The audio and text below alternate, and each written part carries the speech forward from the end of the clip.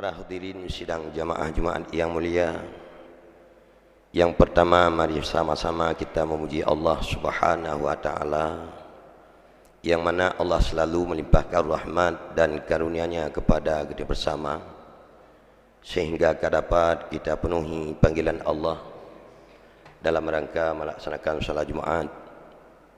Seterusnya rahmat dan sejahtera kita doakan kepada junjungan alam Nabi besar Muhammad sallallahu alaihi wasallam, seterusnya kepada al dan sahabat beliau sekalian. Yang mulia imam masjid, yang mulia staf panitia masjid dan jamaah remaja masjid, yang mulia kepada seluruh para hadirin, urungsi, gure-gure sidang jamaah Jumat yang berhadir pada uro yang berbahagia. Adapun sebelum kita tamang dalam rukun 2 al-khutbah, mari sejenak kita nyocok watai untuk menyampaikan sedikit mau'izah kiranya bermanfaat dalam kehidupan dunia, untuk dapat jadi bekal dikala kita kembali uro akhirat kelak. Hadirin sidang jamaah Jumat yang mulia, di mana Allah menitipkan umat manusia sebagai khalifah di atas permukaan bumi Allah, kemudian dituntun oleh syariat agama tempat berpegang agar supaya merasakan bahagia udip dunia dan akan selamat dikala udip di alam akhirat. Hadirin sidang jamaah Jumat yang mulia, agama selalu memberikan petunjuk dan bimbingan kepada kebaikan demi selamat dunia dan akhirat, dan Islam itulah agama yang sebenarnya di sisi Allah, dan agama Islam itu pula agama yang lebih tinggi. Tiada agama yang lain yang lebih tinggi daripada agama Islam. Artinya Islam itu mampu memeliharakan manusia daripada berbagai macam bencana, begitu pula yaitu berbagai macam siksaan yaitu di alam akhirat, baik itu alam mahsyar, begitu pula yaitu azab di neraka. Maka itu Islam itu tinggi, dan tiada agama lain yang sanggup menyelamatkan manusia daripada berbagai macam siksa. Hadirin kaum muslimin yang berbahagia, yang namun dalam kehidupan kita manusia selalu berlomba-lomba meraih kebaikan. Bahwasanya kita ketahui kebaikan itu yang sanggup membahagiakan kehidupan kita, baik yaitu kehidupan di dunia maupun di akhirat. Yang namun manusia itu lupa untuk membendung dan membentengi kekejian dan keburukan. Maka oleh karenanya sahabat Rasulullah di tengah-tengah umat manusia dalam menggapai seluruh kebaikan, yang harapannya untuk merasa kesenangan, kebahagiaan dan kemenangan dunia dan akhirat, yang namun beliau menyampaikan alangkah sayangnya manusia lupa ia dalam membendung keburukan yang akan menyerang kehidupannya. Maka oleh karena itu beliau berdialog dengan Rasulullah. Salah seorang sahabat Rasulullah yang namanya Hudzaifah, beliau menanyakan kepada Rasulullah, "Ya Rasulullah, kanal insanu yas'alunaka anil khairi." Manusia banyak yang selalu menanyakan kepadamu wahai Rasulullah tentang kebaikan, karena mereka itu tamak dan rakus itu kepada kebaikan demi kesenangan hidupnya di dunia dan di akhirat. Yang namun oleh daku kun yaitu Hudzaifah, aku akan menanyakan kepadamu wahai Rasulullah tentang keburukan, di mana aku takut dikala yaitu keburukan itu menyerang kehidupanku, sehingga nekun yaitu li Hudzaifah, "Ya Rasulullah, hasyaru ba'dal khairi?" Adakah keburukan lagi setelah kebaikan ini? Di masa Rasulullah masih hidup agama murni dan bersih, kebaikan selalu dirasakan oleh manusia. Maka oleh Hudzaifah menanyakan, adakah keburukan setelah kebaikan ini ya Rasulullah? Rasulullah menjawab, "Na'am, ada wahai Hudzaifah." sehingga silih berganti dalam kehidupan. Kita rasakan kebaikan kemudian diganti oleh keburukan, setelah keburukan itu diganti oleh kebaikan, sehingga pertanyaan terakhir daripada Hudzaifah menanyakan kepada Rasulullah, ya Rasulullah, hasyaru ba'dal khairi, adakah keburukan yaitu sesudah kebaikan? Yang kemudian menanyakan, adakah yaitu kebaikan setelah keburukan? Lantas beliau menjawab, ada wahai Hudzaifah. Setelah keburukan ini pertanyaan terakhir, setelah keburukan ini ada yaitu kebaikan, akan tetapi fihi dakhanun, katanya, di dalam kebaikan itu terdapat yaitu asap, samar-samar, ketidakjelasan, was-wasan dan keraguan di dalam kehidupan kita manusia dalam meraih kebaikan. Kebaikan itu di mana saja wahai Hudzaifah, tetapi di dalamnya terdapat berbagai macam keburukan yang yaitu sangat sukar dan payah dalam memisahkan. Menan jawab beliau Rasulullah. Lantas Hudzaifah nak pegah Rasulullah, ya Rasulullah, ma huwa dakhanun, apa itu asap ya Rasulullah? Ikamu wahana mufhum ya Allah, yang namanya asap itu apa ya Rasulullah? Artinya samar-samar yang bercampur baur di dalam kebaikan. Setiap kebaikan pasti ada campurnya yaitu keburukan. Maka dalam kehidupan kita ini kita rasakan bahwasanya setiap kebaikan itu ada keburukan.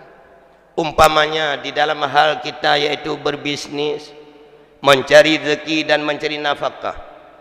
Begitu pula dalam halnya kita bertijarah dan dagang sebagainya, yang tujuan maksud daripada bertijarah dan dagang itu adalah kasat utamanya adalah laba dan untung, ataupun untung dan laba, tidak pernah luput di dalamnya terselip dengan berbagai macam banyak riba.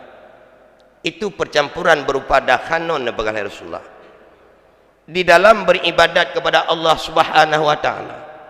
Lewat berbagai macam ibadat yang kita tunjuki kepada Allah Subhanahu wa taala, pada hakikatnya ibadat itu mengundang balasan baik daripada Allah yang namanya itu pahala, tetapi tidak sedikit banyaknya di dalam yaitu terselip dengan berbagai macam riya yang menghapuskan pahala baik daripada Allah. Itu percampuran yang namanya dakhanun bagi Rasulullah. Yang kelai,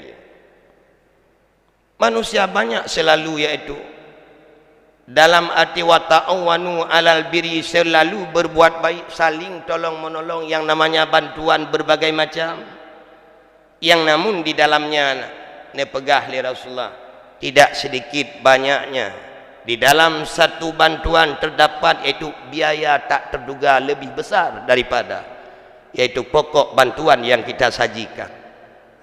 Itu merupakan percampuran dakhanun yang tidak pernah kejelasan, padahal dalam kehidupan mengatur oleh agama haramun bainun wa halalun bainun. Yang haram itu jelas dan nyata, yang haram itu pun, yang halal itu pun nyata dan jelas. Tetapi dalam kehidupan, dikala kita tidak mampu membentengi, menghalangi keburukan yang akan menyerang, yang namun kehidupan kita tidak akan merasa kesenangan dan kemenangan, malah dibaliknya yaitu kepedihan yang akan kita rasakan. Lantas dikala jawaban beliau demikian, Hudzaifah menanyakan kepadanya, ya Rasulullah, ma ta'muruni in adrakani zalika? Apa pendapatmu ya Rasulullah yang engkau perintahkan kepadaku jika aku dihadang oleh demikian keburukan? Wahai Hudzaifah, talzamu jama'atal muslimina wa imamahum. Kalaulah demikian kiri dan kanan muka belakang selalu dihadang oleh kekejian dan keburukan yang tidak mampu engkau cegah, yang tidak mampu engkau hindari, talzamu jama'atul muslimin, maka tetaplah dirimu dalam berkumpul dalam jamaah Islam, carilah pemimpin-pemimpin yang Islam tempat berlindungmu. Itu kata Hudzaifah, kata Rasulullah. Kemudian katanya, hana habis-habis pertanyaan karena sangat temakut beliau dikala dihadang oleh keburukan. Maka katanya oleh Hudzaifah bak Rasulullah, ya Rasulullah, illam yakun zalika, dikalapun mereka tiada ya Rasulullah, fa'tazil zalikal firaka kullaha, walau anta udza bi asli syajar hatta yudrikakal mautu wa anta ala zalika. Dikalapun jamaah Islam tidak ada tempat engkau berlindung wahai Hudzaifah, maka yaitu mengasinglah dirimu dengan mengungsi, dengan berpisah dirimu dengan yaitu seluruh kelompok-kelompok demikian seluruhnya, walau yaitu engkau yaitu masuk ke dalam pokok kayu sehingga engkau mati di dalamnya atas hal demikian. Itu peringatan terakhir Rasulullah.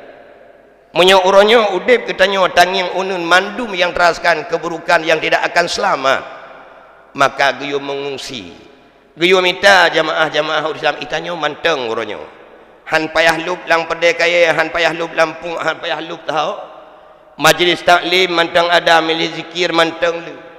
Jamaah Islam seluruhnya masih ada, maka berhak kita berlindung diri kita sendiri, keluarga, sanak, famili, jiran, tetangga berjamaah dalam jamaah Islam yang selalu tempat berlindung. Hadirin kaum muslimin yang berbahagia, maka di mana petunjuk Rasulullah yang demikian?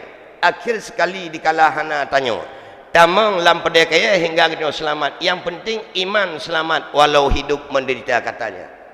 Hadirin kaum muslimin yang berbahagia, pernah sejarah itu meriwayatkan demi menyelamatkan keimanan yaitu 7 dro pemuda yaitu yang namanya Sahibul Kahfi nelup lambate dalam guha yang namun nepegah li Allah wala tamutunna illa wa antum muslimun. Apapun serangan yaitu tekanan yang terjepit dalam kehidupan kita, yang namun jangan engkau mati selain dalam Islam, dalam bentuk apapun pegangan dan pemeliharaan dalam kehidupan kita, yang namun mati dalam Islam.